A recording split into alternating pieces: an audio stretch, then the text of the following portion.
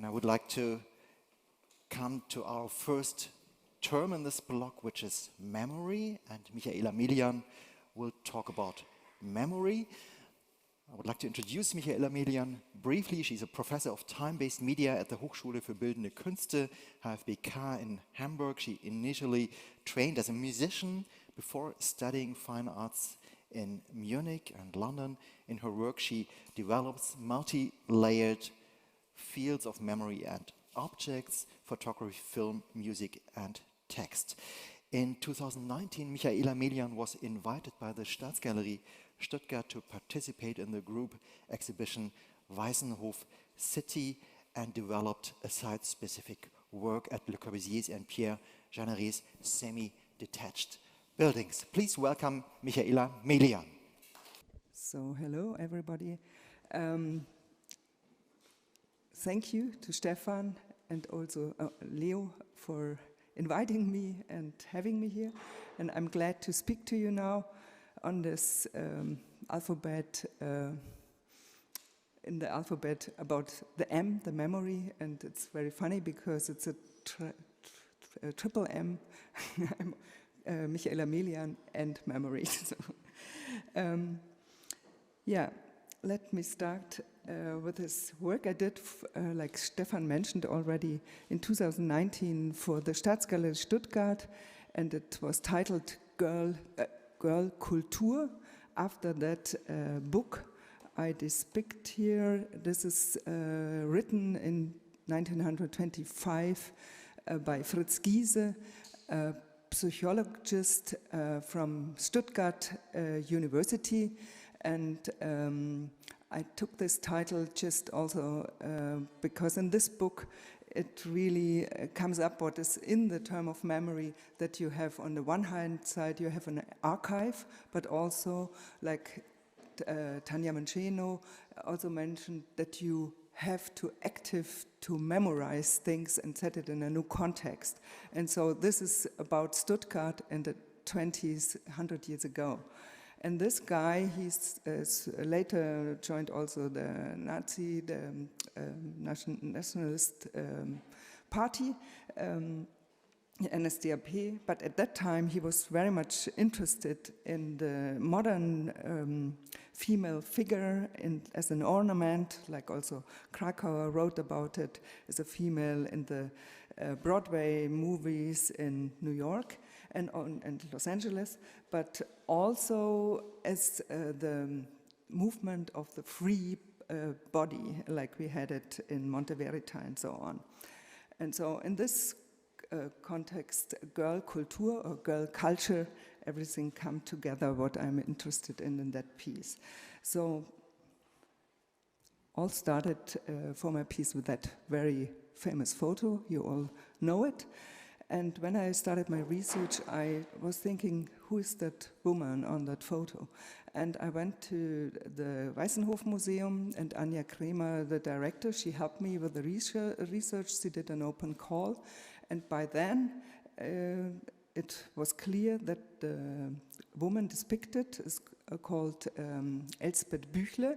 She came from Stuttgart and was a free dancer at that time. She was trained by the Laban school, Rudolf Laban, who also was very important at the Monte Verita movement. And she was had later on a dancing school in Stuttgart, and till her life end she lived here.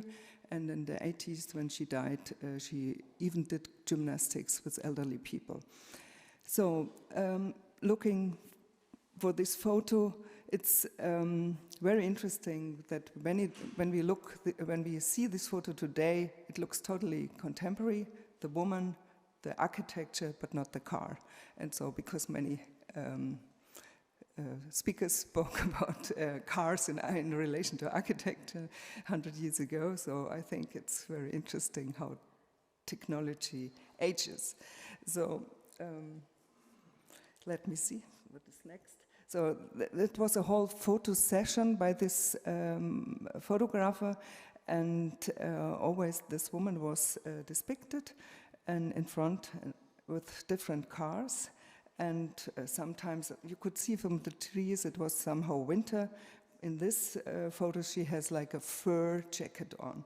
So, and when I met then the mother of this dancer, she's nowadays, she lives in Munich, funny enough, in the Olympic Village, in a flat, and she's a retired pastorin, and she gave me this historic photo of the daughter dancing in Stuttgart, maybe in the Schlossgarten, I don't know where she did that. And so this was the beginning of my project. Then there was this other photo I liked very much, where her mother, Elsbeth Büchle, maybe we thought it's also in the Schlossgarten, she's dancing with this, like a little tambour figure with this tambourin.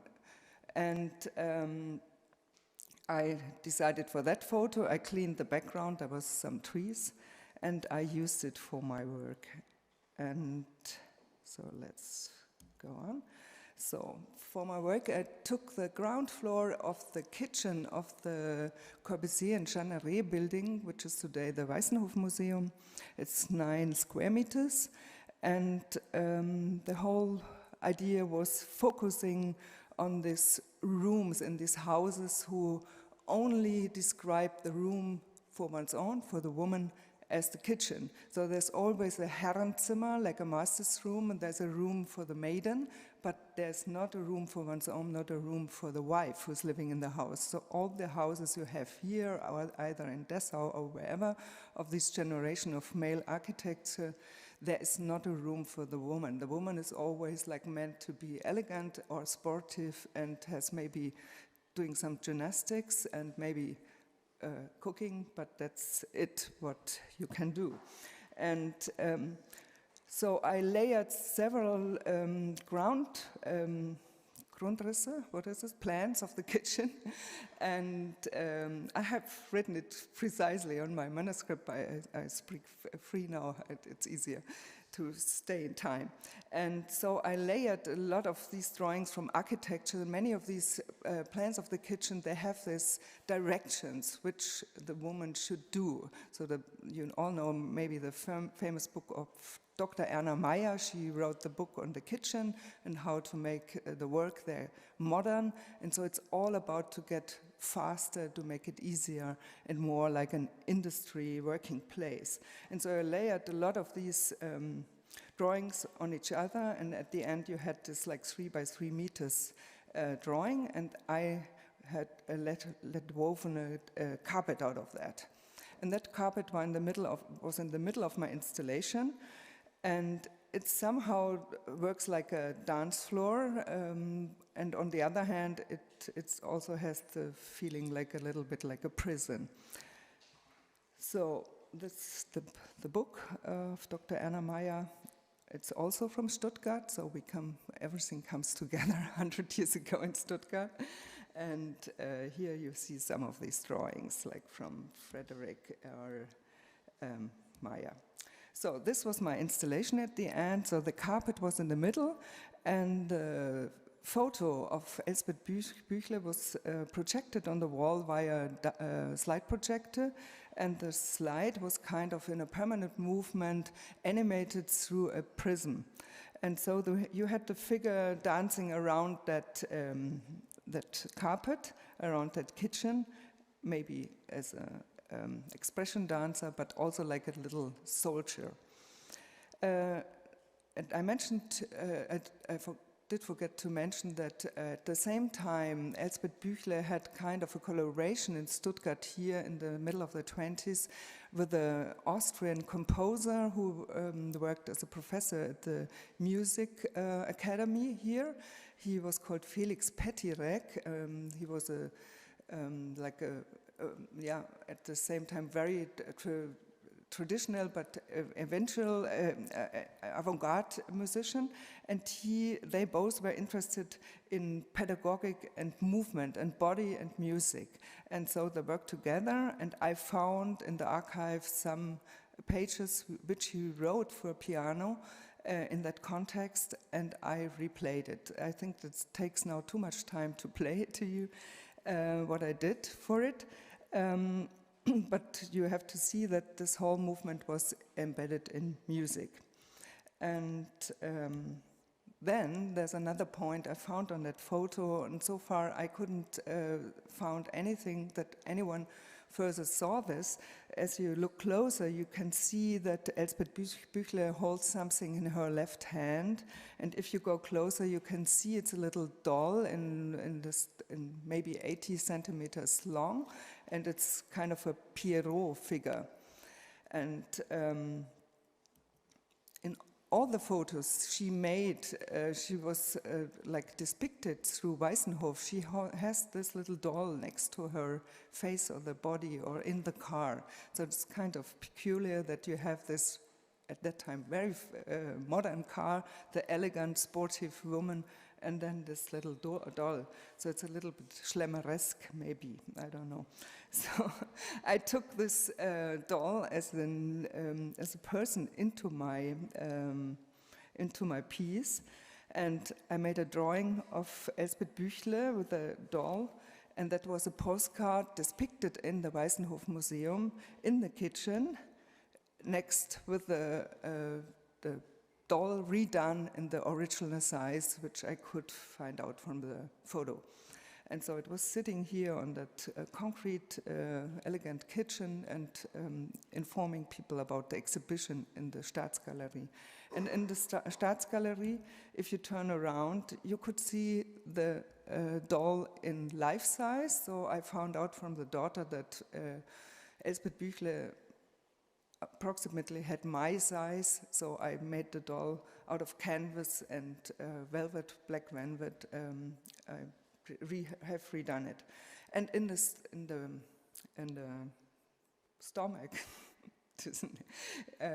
I had a loudspeaker, and in that loudspeaker there was an audio track, and I made a recording of many quotes of all these architects, these 16 architects, when they were speaking about the role of the woman in the kitchen. So what it's meant that they should do and what they should do with the free time they have if they work in an industrial context. And that's always also take too much time to play it to you now. So a young female speaker did these recordings, and from time to time, out of the body of this doll, this voice came into the room as a ghostly voice, so to say. Yeah, and so I will end up with this photo. This was meant not so long ago. It's kind of a reenactment of this photo 100 years ago, and this is quite funny because I'm just thinking that this Kraftwagen, this quote you might know from 28, it was advertised, die neuzeitliche Wohnung braucht den modernen Kraftwagen. That was the headline for the advertisement, and so I could think that this kind of vehicle should look very old in very short time, maybe. Okay, thank you very much.